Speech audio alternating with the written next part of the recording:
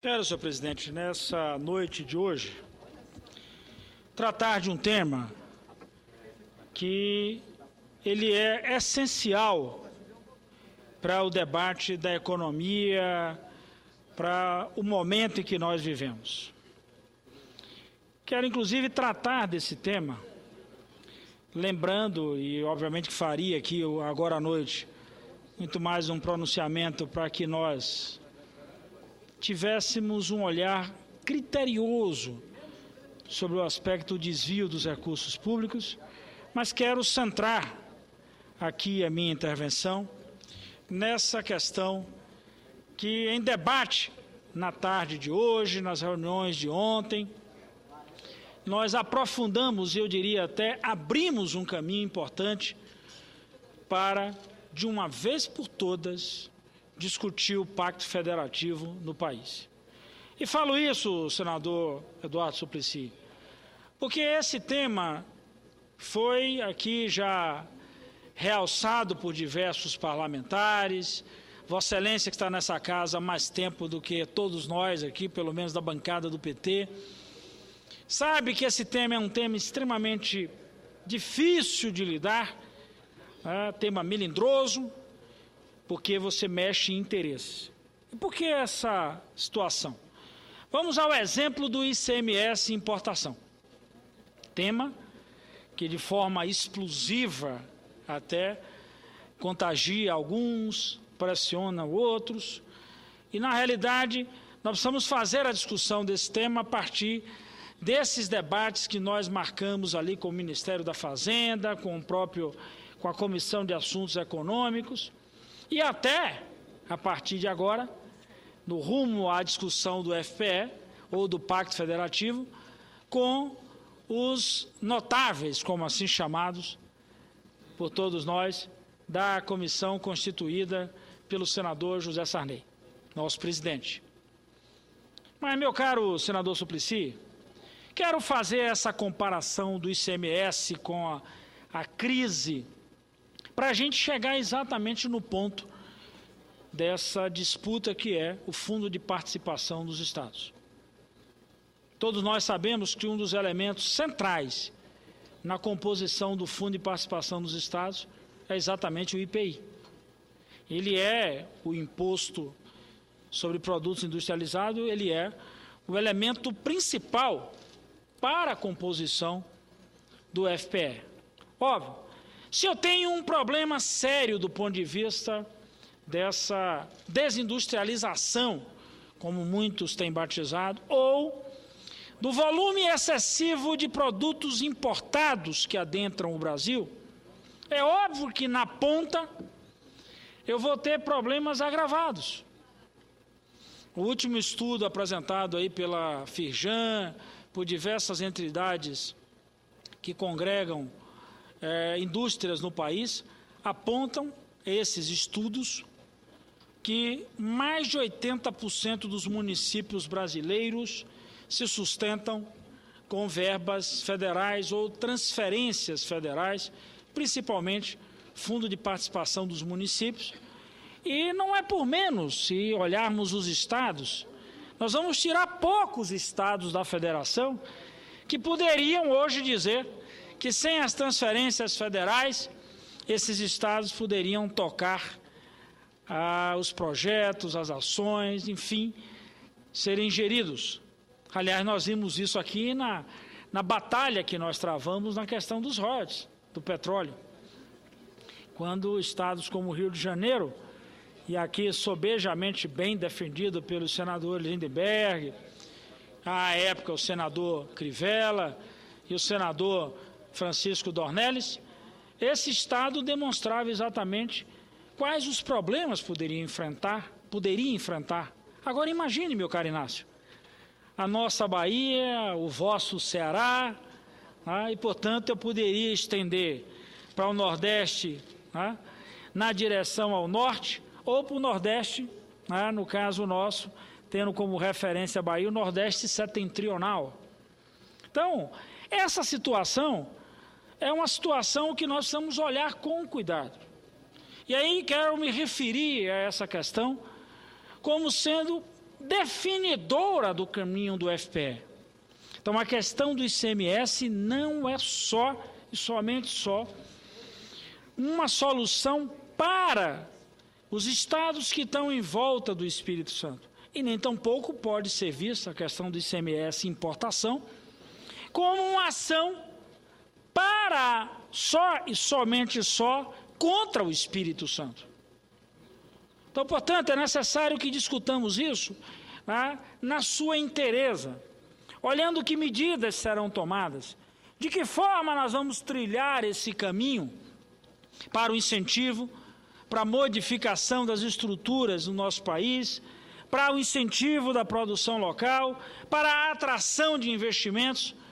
A Bahia, ontem à noite, teve a oportunidade de conviver com um anúncio de um novo veículo da JAC Motors no Brasil e, ao mesmo tempo, já os primeiros passos apresentados ali pelos chineses da instalação de uma montadora em nosso estado. Mas isso é pouco. Eu preciso resolver o problema em todos os lugares. Como atrair investimento, como continuar investindo na agropecuária, que foi responsável por 3,9% desse nosso PIB. Foi o setor que mais cresceu, gerando emprego local, impulsionando a economia local, estimulando através da geração de postos de trabalho a manutenção do consumo para a gente enfrentar essa crise internacional. Então, portanto, esse debate do ICMS não pode ser um debate agora com o sabor de dicotomia, aqueles que são pelo sim, aqueles que são pelo não. Mas é um debate que tem que ser como orientador da nossa caminhada. O governo ontem, meu caro Eduardo Suplicy, apresentou diversas propostas como alternativas, porque o governo sabe que essa questão da importação de produtos, que já se alastra pelo país afora, a invasão de produtos em nosso país tem arrebentado a nossa indústria. Então o governo sabe desse risco para o enfrentamento em relação à crise econômica. Então, portanto, o governo apresentou para o Espírito Santo em 2 linhas de propostas para tentar encontrar uma solução que nos permita votar a Resolução 72, dar de uma vez por todas um tiro de morte na guerra fiscal e, ao mesmo tempo, não matar um Estado da Federação. Uma das linhas apresentadas é no sentido, inclusive, de antecipar, meu caro Suplicy, ou comprar, numa linguagem mais direta, os royalties, pagar antecipado ao Espírito Santo, antecipar receitas. A outra linha é, inclusive, através do limite de endividamento do Estado, liberar, através do BNDES ou com outras agências de fomento internacionais, inclusive, recursos para que o Estado tenha a condição de aplicar imediatamente. Para que isso? Não é só botar os recursos no Espírito Santo, mas é permitir que com esses investimentos tenha aquele Estado a condição não só de manter as empresas que lá estão, como também atrair novas empresas. Óbvio que é importante isso. A outra linha apresentada pelo governo para buscar solucionar esse problema do ICMS, importação, vai na direção de estruturar as bases para a manutenção das empresas que lá estão, que gozam do benefício hoje e que nessa modificação com o 72 não terão esse benefício amanhã, para que de posse, digamos assim, senadora Ana Rita, dessa infraestrutura, elas possam, de certa maneira, de forma até mais incisiva, tornar-se competitivas diante desse cenário de disputa. Porque senão a gente corre o risco também de, em mantendo a guerra fiscal, a gente conviver com verdadeiras empresas que nós poderíamos fazer uma comparação com o circo, numa comparação positiva. Eu, inclusive, tenho muito cuidado quando faço a comparação com o circo, porque alguns começam a tratar principalmente a história do palhaço, como uma coisa negativa. O palhaço é alegria. Eu não estou tratando disso. Eu estou tratando, inclusive, da mobilidade que um circo experimenta. Para o seu espetáculo, para as suas atividades, o circo utiliza, inclusive, a sua mobilidade como um elemento central. Isso para a indústria não cabe. Quando um circo esgota, a partir de que todos numa determinada região já assistiram o espetáculo, e nós poderíamos até fazer uma alusão a uma espécie de esgotamento da demanda, ele dobra sua lona e se desloca para outro lugar. Arma o seu circo em outro terreiro, para permitir chegar com aquilo como se novidade fosse. Imagine você adotar isso na indústria. A política de incentivo, se ela funciona como sanfona, ela nos leva a ter essa figura que eu fiz aqui agora, comparada com o circo.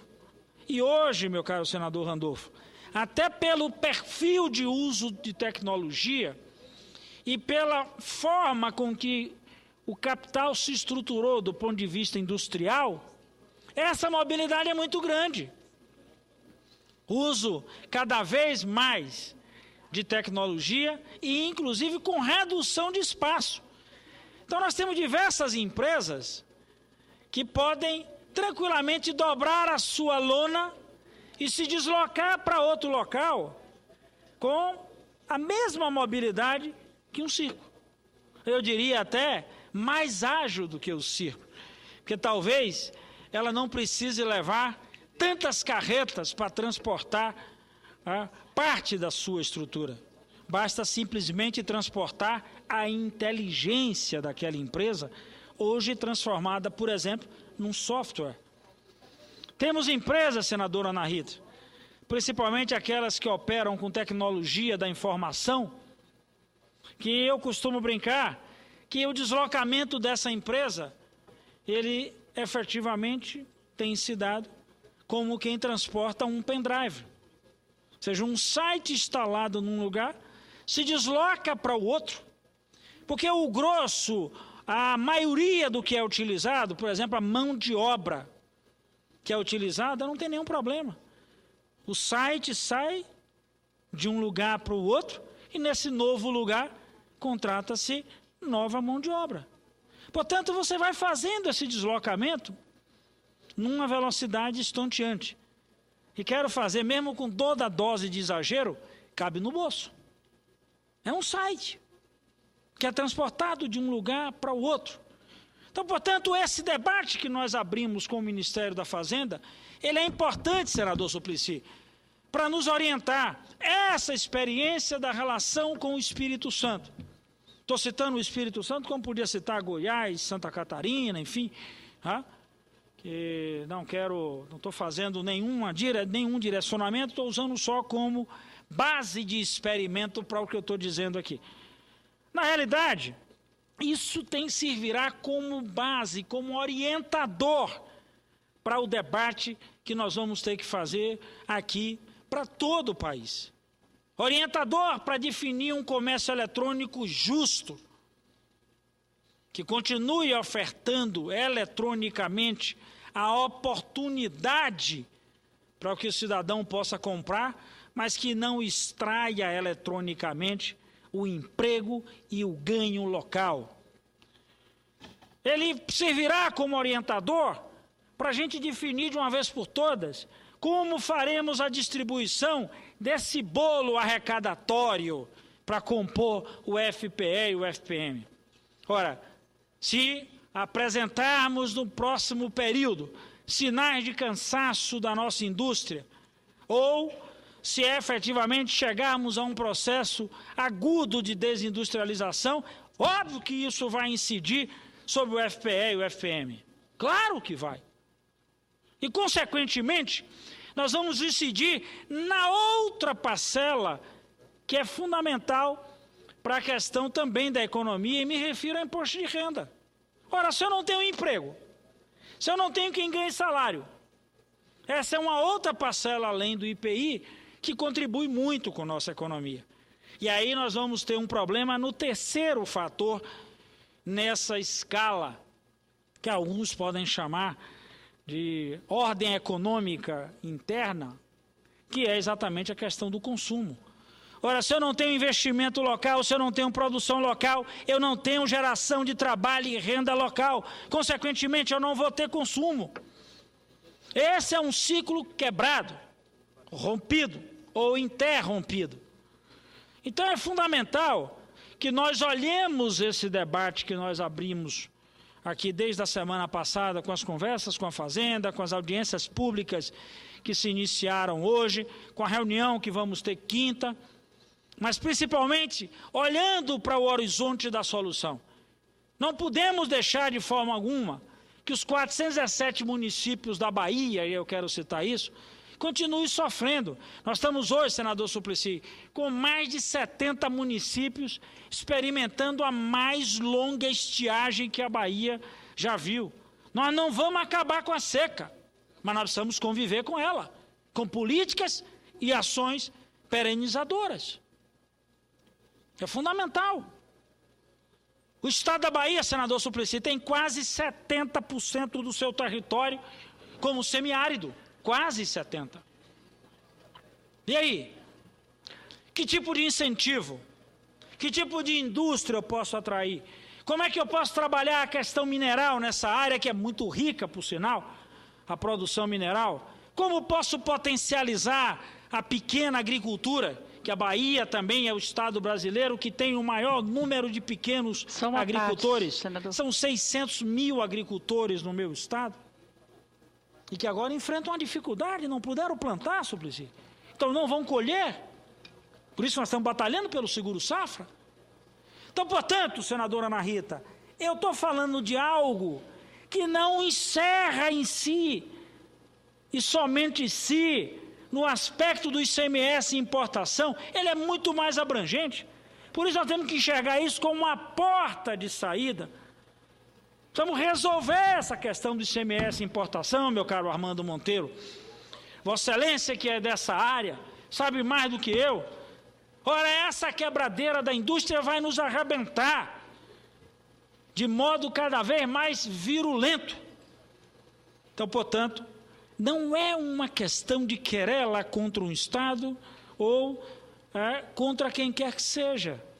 Nós precisamos agora tramar de forma conjunta e orquestrada contra toda e qualquer possibilidade da continuidade de uma política que pode nos jogar, tanto do ponto de vista da arrecadação do ICMS, do FPE, do FPM, do comércio eletrônico, dos royalties, petróleo e setor mineral, numa dificuldade extrema. Se continuar essa escalada, vai bater na ponta. Quantas cidades em Pernambuco, senador Armando Monteiro, sobrevivem exclusivamente do FPM? A quebradeira da indústria diminui o FPM. A quebradeira da indústria diminui o FPE. A queda no consumo impacta direto sobre os produtos industrializados. Consequentemente, nessa cadeia. Agora nós precisamos começar. Não dá para olhar tudo isso e dizer, nós só vamos fazer quando a gente tiver condição de fazer todos. Ou começamos por esse, ou não chegaremos naquele que é exatamente a ponta do nosso interesse, que é o